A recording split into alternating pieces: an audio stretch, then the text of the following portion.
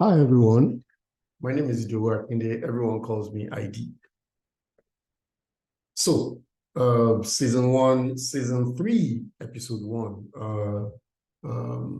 Very straightforward. By now, our videos should start getting shorter because we kind of covered the basics. This particular episode is about something rather simple, but I like to call it one-to-one solution mapping, okay, or one-to-one pain mapping, actually. Without further ado, let's share our PowerPoint screen and let's get cracking. There we are.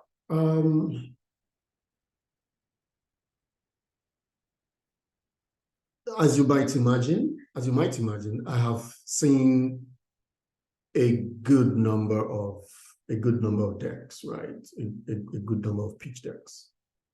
One of the, and I say this at every opportunity that I can, especially people who are founders who've passed through the Founder Institute will remember that I may have mentioned this on one of their sessions. Sometimes, other accelerators as well, GIZ, the Impact Hub, may also remember this. I always make the case that whenever you're designing your problem and solution slides, right? Those twin slides, problem slide is always slide 2. We all know that. Almost always 99.99% of the time. Solution slide is always slide 3, right? There's something that has a high cognitive cost on your audience most times. And it appears like rookie founders, have no idea what's going on and just present the information anyway. There's nothing as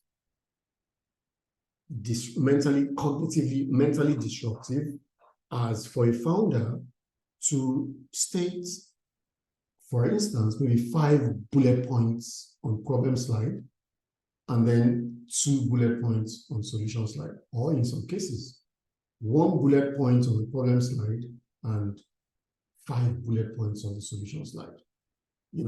We get it. We know that this solution can do so many things, but just for the sake of optimizing your audience's attention, and this is a digression, but actually, the purpose of any pitch, whether you're using a deck or not, the purpose of any pitch is for you, the presenter, to help your audience manage their attention long enough to get the message that you're giving them, essentially. So it makes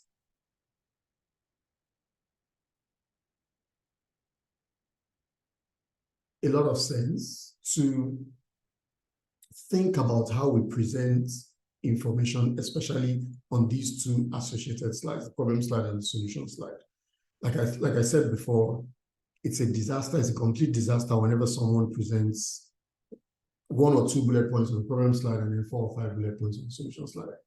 You just have to start saying, hey, hold on. Can you go back to the problem slide? Oh, okay, then can you go back to the solution slide? And then they've broken the flow of your presentation. You probably will miss 1 or 2 things that you had noted or jotted down, and the presentation starts to go downhill from there. Instead, 2 things. Number 1, golden rules. Number 1, no matter how many bullet points of problems you want to solve, right? We understand that you are Albert Einstein reincarnated. We understand that you are really, really, really smart, really, really bright. We do understand. We agree with you, okay?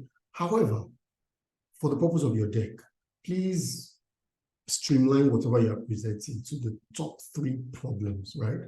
Well, maybe in some instances, it may be acceptable to stretch to 4 bullet points, but really, there is no practicality in sharing more than 3 bullet points on a deck.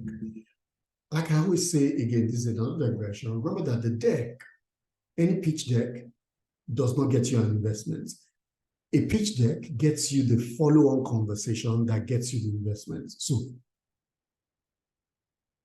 even though it might be tempting, right, to say we have spotted 26 or 27 problems in this particular scenario or sector of the Nigerian economy, of the African economy, we're going to solve all 26 problems. Just slow down, just calm down, right? We know you're ambitious, you're patriotic, you're smart, you have all the motivation in the world, but just streamline it to 3.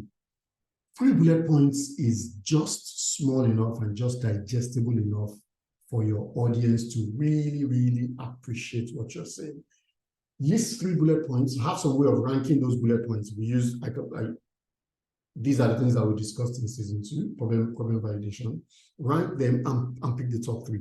And then for each of, this is the second point, for each of those 3 that you listed in the problem slide, please provide direct, logically associated solutions to the appropriate bullet point number on the problem slide. It just helps your audience assimilate what you're saying. The arrangement of your bullet points on the solution slide should match or correspond, as much as possible to the problems to the bullet points on the problem slide.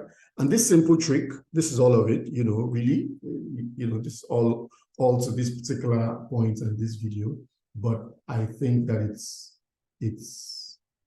it occurs often enough that I often have to draw founders' attention to this. So please, the first point in solution validation is one-to-one pain mapping.